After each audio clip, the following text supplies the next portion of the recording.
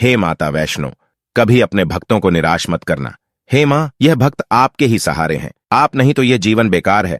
आप सभी लोगों का एक बार फिर से बहुत बहुत स्वागत है। अगर आपके अंदर दम है तभी आप यह उपाय करना, अन्यथा मत करना। नवरात्रि के किसी भी दिन आपको एक वृक्ष के पास में जाना है और उस वृक्ष की आपको जड़ लाना है। उस जड़ को हाथ में ही रखते ही आपको भूत, भविष्य, वर्तमान दिखना शुरू हो जाएगा। आपको माता रानी के दर्शन हो जाएंगे। माता आपके सपनों में आएंगी, आपके घर में पधारेंगे, आपके जीवन में आ जाएंगी। कौन कौन मां का प्यार चाहता है, कमेंट में जरूर बताना और एक लाइक जरूर करें। दोस्तों, आप किसी का भी भूत, भविष्य, वर्तमान बिल्कुल ही चुटकियों में बता दोगे। पलक झपकते ही कहीं पर किसी की वस्तु गुम है, उसे बहुत ही आसानी से बता दोगे और किसी के भी आप जो है वशीकरण कर पाओगे, यानी कि जिस पर भी मनचाहा वशीकरण करना चाहते हैं उनका वशीकरण कर पाओगे। लेकिन आपको माता रानी को वचन देना होगा कि इसका गलत इस्तेमाल आप नहीं करेंगे। अगर आप वशीकरण करना चाहते हैं तो दुश्मन पर करें या बुरे लोगों पर करें, ताकि वह आपके इशारों पर नाचे, लेकिन अच्छे लोगों का घर आप बर्बाद मत करना। वशीकरण का दुरुपयोग मत करना, क्योंकि जो उपाय आज हम आपको बताने वाले हैं वह 100% कारगर सिद्ध है और यह बात हम आपको कागज पर लिख कर भी दे सकते हैं। दोस्तों, सबसे पहले वीडियो में अपनी राशि जरूर डाल दीजिएगा। अगर हमारे पास कोई उपाय होगा तो वह आकर हम आपके कमेंट में रिप्लाई करके बता देंगे, क्योंकि राशि के अनुसार यदि उपाय किया जाए तो माता रानी बहुत प्रसन्न होती है और आपकी राशि का फल 100% आपको मिल जाता है। राशि के अनुसार उपाय 1000 गुना फल प्रदान करता है, इसलिए अपनी राशि कमेंट बॉक्स में डालना मत भूलना, नहीं तो इसमें आपका ही नुकसान होगा। तो दोस्तों, आज मैं आप लोगों को जो चमत्कारिक जड़ के बारे में बताऊंगा, पेड़ के बारे में बताऊंगा, इसकी मैं लाने की विधि सर्वप्रथम बता दूं तो नवरात्रि के किसी भी दिन आपको यह लाना है। ध्यान से सुनिएगा। इसे नवरात्रि के किसी भी दिन आपको लाना है। लाने का जो समय होता है वह रात्रिकालीन होता है 12 बजे के बाद। दोस्तों, 12 बजे के बाद में ही यह जड़ आपको लाना है और आपको अकेले जाना होता है। साथ में आप किसी और को ले जाना चाहते हैं तो ले जा सकते हैं, लेकिन उन्हें काफी दूर में रखना होता है, तो इससे अच्छा है अकेले जाइए। अकेले जाएंगे तो ज्यादा पूर्ण से प्रभावित होंगे। अब आपको नंगे पैर जाना है। नवरात्रि के किसी भी दिन जो मैं पौधा बता रहा हूँ, इसकी जड़ लाना है। नंगे पैर जाना है। इस जड़ के नीचे में जहाँ पर जड़ लेंगे, जो पौधे की जड़ लाएंगे, वहाँ पर आपको नंगे पैर जाना है और उस पौधे के नीचे में आपको घी का दीपक जलाना है। दोस्तों, घी का दीपक जलाना है और 5 बताशे रख देना, या फिर 5 प्रकार का आप चाहते हो तो मिठाई भी रख सकते हो, लेकिन 5 बताशे बिल्कुल ही भोग स्वरूप उस पौधे को आपको समर्पित करना है। उस पौधे में रहने वाली दिव्य शक्तियों को समर्पित करना है। मैं जिस पौधे के बारे में बता रहा हूँ दोस्तों, इस पौधे का नाम है महुआ। जी हाँ, महुआ के अंदर में एक ऐसी दिव्य चमत्कारिक शक्तियाँ होती हैं।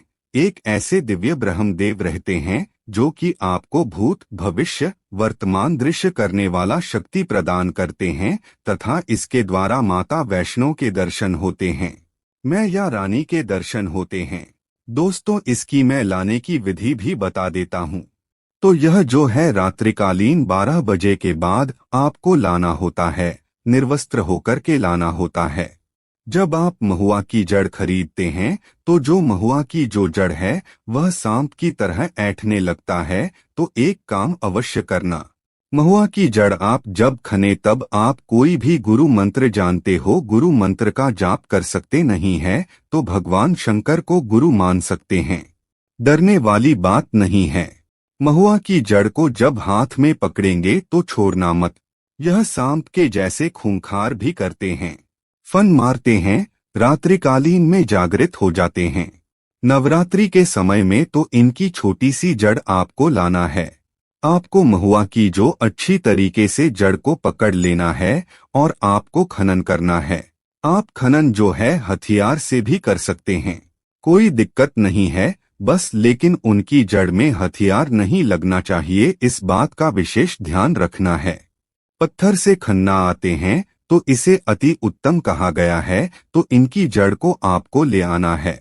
रात्रिकालीन 12 बजे के बाद इसे लाने के बाद घर में आप जो है इसे साफ पानी से धो लेना है। दोस्तों फिर दूसरे देने से जो देवी प्रतिमा की जो पूजा करते हैं, जैसे कि माता नवदुर्गा की पूजा करते हैं, ठीक उसी प्रकार नवरात्र के जितने दिन शेष बचे रहेंगे, जैसे 2 दिन है, 5 दिन है, 4 दिन है, तो लाल कलर के आपको कपड़े में इसे आपको बिछा देना है। लाल कलर के कपड़े बिछाएं, उसके ऊपर में आपको इसे रखना है। लाल कलर के कपड़े में आपको इसे रख देना है, या फिर चाहते हैं तो लकड़ी के बाजोट रखना, उसमें लाल कलर के कपड़े डाल देना है। फिर आपको इसे रख देना है और इसके सामने में घी का दीपक आपको जलाना है। नवरात्रि के 2 से 3 दिन जो बचे हैं, अगर आप यह उपाय करते हैं तो अति उत्तम है। और आपको मैं एक मंत्र बता रहा हूँ, इस मंत्र का जाप करना है। मैं मंत्र बता रहा हूँ, मंत्र नोट करके रखना। इसी मंत्र से आप किसी का भी भूत भविष्य वर्तमान बताएंगे। मैं इस मंत्र के बारे में नहीं बताऊंगा। ध्यान से देखिए, मैं बोल करके नहीं कहूंगा क्योंकि इसका प्रभाव समाप्त हो जाता है। हमारे स्क्रीन में शो हो रहा है, देख लीजिए मंत्र। इसी मंत्र को आपको जपना है। इस मंत्र को नवरात्रि के जितने दिन शेष बचे हैं, उस बचे हुए शेष दिन में जितना ज्यादा हो सके इस मंत्र का जाप करना है।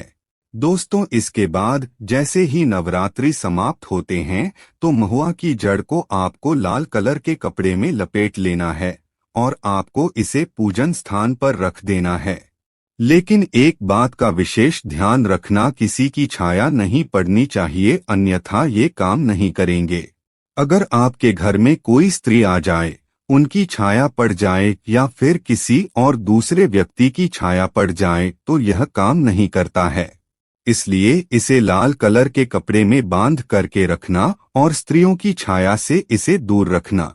जब किसी के भूत भविष्य वर्तमान देखना हो, धन प्राप्त करना हो, तो धन प्राप्त करने के लिए जो लोग यह कामना रखें, ऐसे व्यक्ति से जो है धन पेटी में रखें, तो आजीवन जब तक यह आपके धन पेटी में रहेंगे तब तक आपके घर में बिल्कुल ही धन आएगा। और जो लोग भूत भविष्य वर्तमान देखना चाहते हैं, उन्हें भूत भविष्य वर्तमान देखने वाला जो मंत्र बताया हूँ, वह मंत्र 21 बार आपको पढ़ना है और इस जड़ को आपको अपने हाथ में रखना है।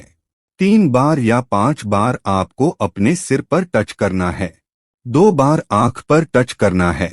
इसके बाद 21 बार इस मंत्र को पढ़ते हुए, जो कि मैं मंत्र बताया हूँ, यह मंत्र को पढ़ते हुए महुआ की जड़ को आपको अपने दाहिने हाथ में रख लेना है।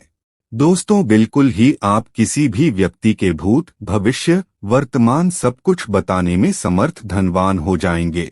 वह आगे क्या करने वाले हैं, कैसे करने वाले हैं, उनका आगे क्या होगा, सारी जानकारी आपके सामने में टीवी के जैसे शो होने लगेगी। पलक झपकते आप किसी का भूत भविष्य वर्तमान बता सकते हैं। लेकिन जिनका हृदय कठोर है, जो निडर व्यक्ति हो, साहसी व्यक्ति हो, ऐसे व्यक्ति ही यह उपाय करें। डरपोक व्यक्ति कदापि ऐसे उपाय मत करना। आपको माता रानी की सौगंध, अगर आप डरपोक नहीं हैं तभी ही यह उपाय करें, वरना मत करना दोस्तों, क्योंकि डरपोक व्यक्ति डर से ही मर सकते हैं। और सबसे बड़ी बात, इसे जान भी जाएगी और माल भी जाएगा, क्योंकि जिन्हें डर है ऐसे व्यक्ति अगर सफल भी हो जाएं तो इनके लिए हानिकारक सिद्ध होता है। जो व्यक्ति निडर हो, जो कि डरते नहीं हो, एकदम से साहसी हो, ऐसे व्यक्ति ही यह उपाय कर सकते हैं। ऐसे व्यक्ति ही यह उपाय करना, डरपोक व्यक्ति उपाय मत करना। दोस्तों नवरात्रि के समय में इसे लाकर के लाना होता है और सर्वप्रथम आपको इस जड़ से निवेदन करना होता है कि मैं आपको जो है भूत भविष्य वर्तमान देखने के लिए जागृत कर रहा हूँ। दोस्तों फिर मैं जो मंत्र बताया हूँ उस मंत्र को पढ़ाना होता है।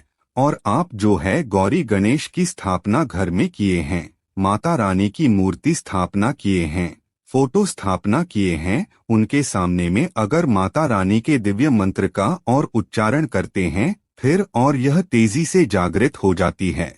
यह धन भी खींचने का काम करते हैं। किस प्रकार से धन खींचते हैं, कैसे धन खींचते हैं, इससे धन की भी बारिश तांत्रिक लोग कई बार करा चुके हैं। और धन की बारिश कब कराई जाती है, जैसे कि दीपावली है, अमावस्या के दिन है या फिर होली है। इसमें धन की बारिश इसकी जड़ के माध्यम से होती है। इसके बारे में मैं कभी एक और वीडियो बना करके बताऊंगा कैसे धन की बारिश। धन की बारिश का मतलब ऐसे नहीं कि ऊपर से धन वर्षा होने लगे। मैं आप लोगों को इनका तरीका बताऊंगा। कुछ जानकारी है हम जो इस चैनल के माध्यम से भी नहीं बता पाते, कुछ जानकारी है जो आप हमें मेल करते हैं तो मेल के जरिए ही बता पाते हैं। इसीलिए कमेंट बॉक्स में अपनी राशि जरूर डाल दीजिएगा। अगर हमारे पास कोई उपाय होगा तो वह आकर हम आपकी राशि के अनुसार बता देंगे। तो आप भी अगर किसी के भूत, भविष्य, वर्तमान देखना चाहते हैं तो हम इस वीडियो में जितनी भी जानकारी बताए हैं महुआ की जड़ के माध्यम से उस जानकारी को अपनाएं, उस जानकारी को सीखें। आप भी किसी का भूत, भविष्य, वर्तमान हमारी वीडियो में बताई गई क्रिया को अगर अपनाते हैं तो पलक झपकते ही बता पाओगे। तो आज की जानकारी कैसी लगी हमें कमेंट सेक्शन में जरूर बताना। कमेंट बॉक्स में सच्चे दिल से लिखें। नवरात्रि की हार्दिक शुभकामनाएं। एक लाइक जरूर करें। मैया रानी की कृपा सदैव आपके परिवार पर बनी रहे, कभी आपके ऊपर संकट ना आए। जय माता वैष्णो।